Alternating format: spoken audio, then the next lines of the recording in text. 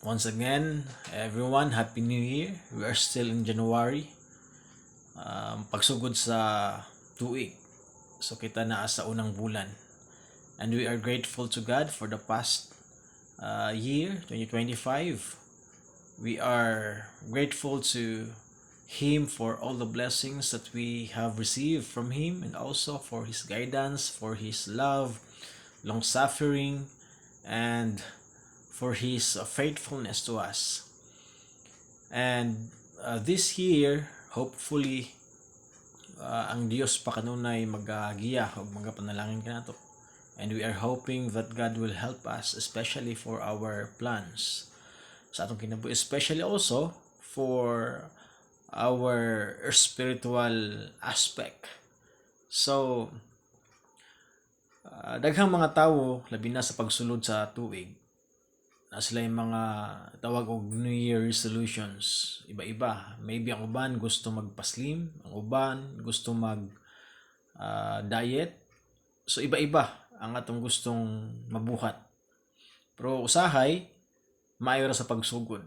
Dili mahuman ang atong tawag nga resolution. Now, spiritually speaking, unsa pud ba nga ato ang New Year resolution sa Ginoo, especially kung ang isgutan ang pag-alagad o pagsimba kaniya, our worship life. Unsa ba ta ka close sa Ginoo last year o sa mga minglabay pang mga tuig. Now, kung close ta labi na sa atong pagsimba sa Dios every Lord's Day, unta this year mas paningkamutan nato nga mas moduol pa ta kaniya, or mas kana bang mas unahon nato siya, mas pangitaon nato una ang iyang gingharian. Now, our worship life, kinsa ba dapat ang pinakauna sa atong kinabuhi, sa atong mga ginahimo sa tanan?